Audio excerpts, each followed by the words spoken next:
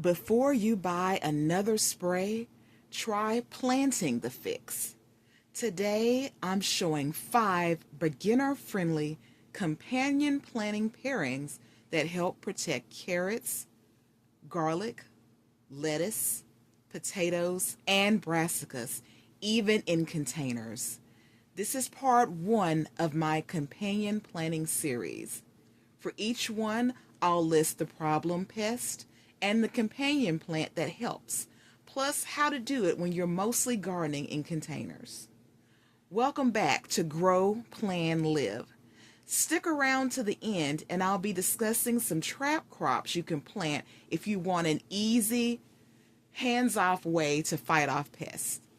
So a quick reality check. Companion planting is not magic.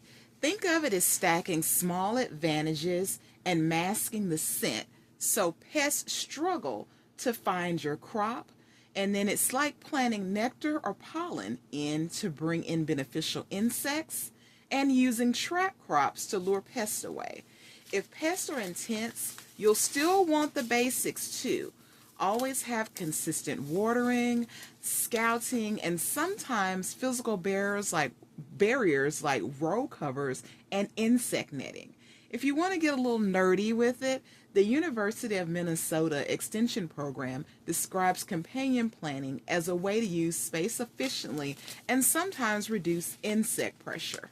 But results vary, so treat it like an experiment you refine over time, because in addition to reducing pest pressure, companion planting can improve soil health, and it can also save space in your garden.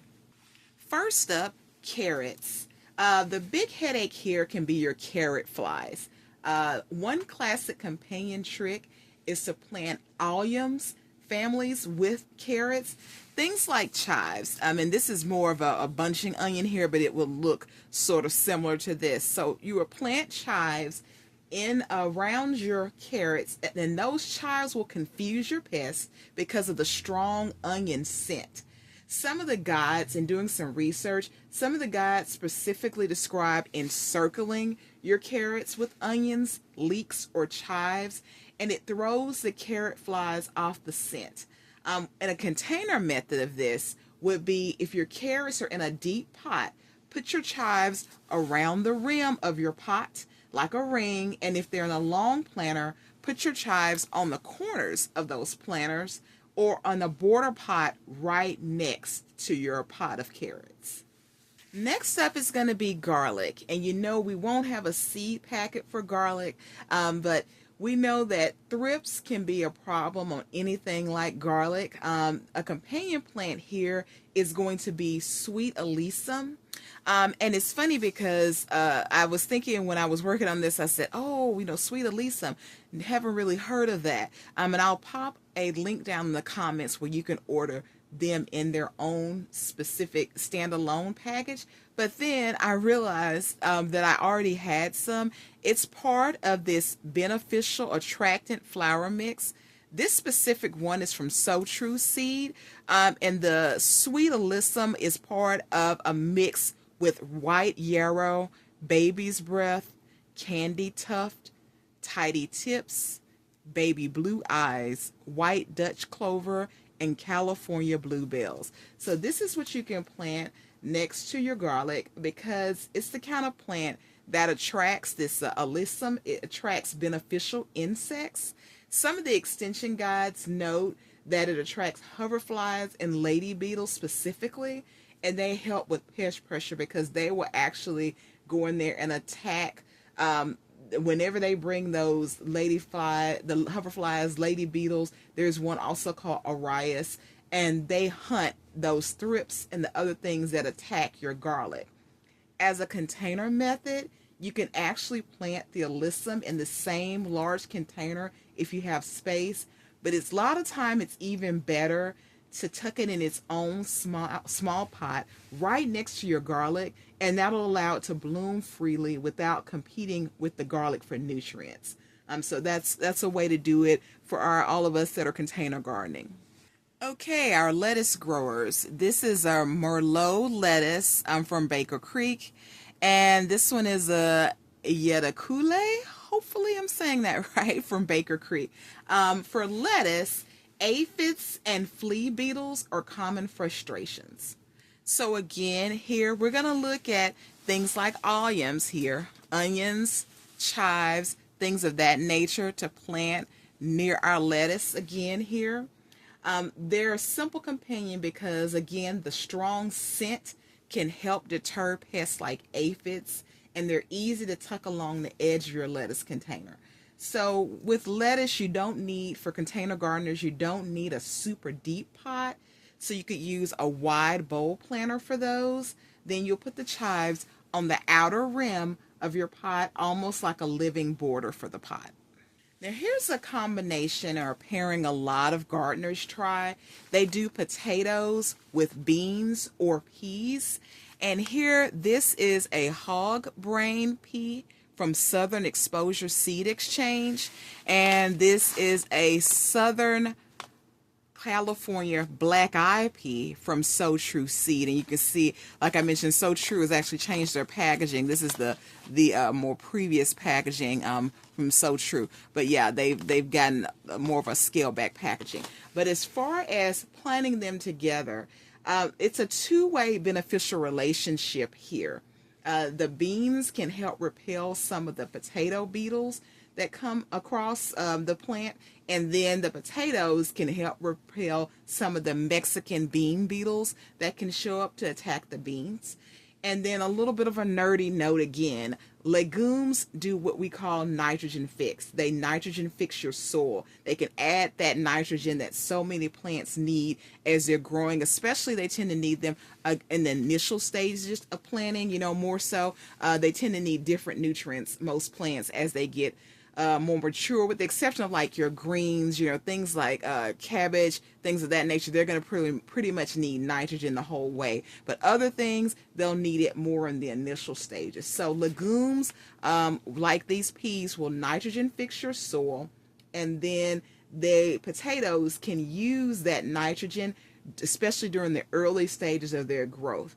And then also, what it tends to do is it's going to give you pest confusion with the as far as it bringing in those deterrents, and then it's going to support your soil's ecosystem.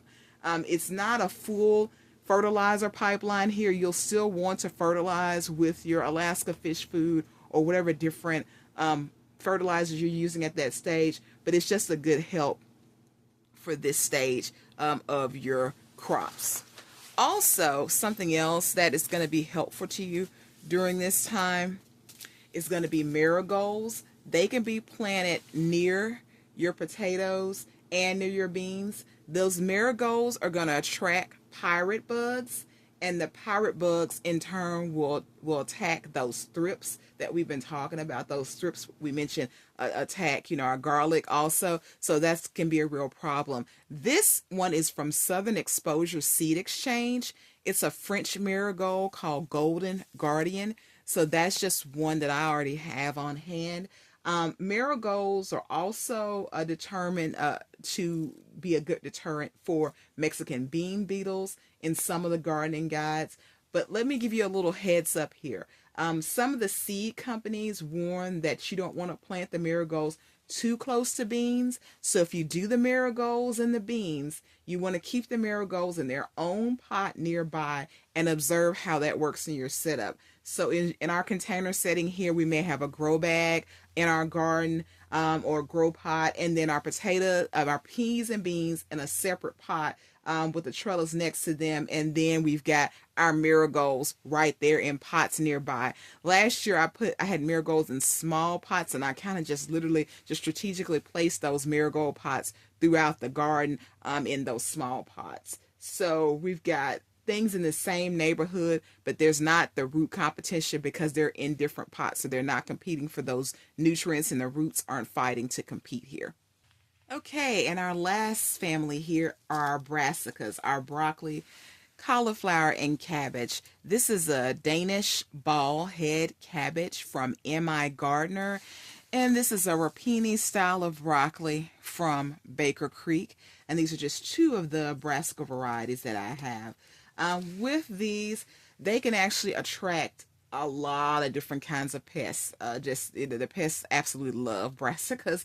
It could be aphids, it could be cabbage worms, it could be other kind of pests. And those cabbage worms, I know from personal experience, they will show up overnight. You'll have a cabbage out there it's heading, it's flower, it's growing, and you'll see it forming. This beautiful, comes from the center and forms out, and you'll see just kind of forming out, and then you'll go out there one day and you'll just see like it's just been eaten into, just you'll see all these holes in your cabbage.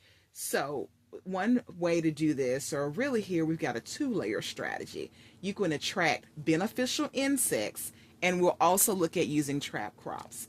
So your first layer of protection will be dill. So I've got a mammoth Long Island dill here. This one's from So True Seed. You can see how different that packaging is. This is what I was talking about earlier. The packaging has changed a lot from one year to the next. This is more of the previous packaging, and this is more of the newer, more streamlined packaging. But this dill from So True Seed, and then again we've got the sweet alyssum again, which, as we mentioned before, is in our beneficial attractant flower mix. So these two you can plant in that area. These herbs like dill will attract beneficial insects, and then companion planting guides say that you want to intercrop it. So you want to put it in that same bed with the cabbage to attract parasitic wasps and to help control the cabbage worms that sometimes show up. Of course, again, these also attract ladybugs, hoverflies, other parasitic wasps, and insects that'll help mitigate your aphid and cabbage worm issue. The sweet alyssum is just consistently supposed to bring those good bugs, and I say supposed to because this will be my first year using the sweet alyssum.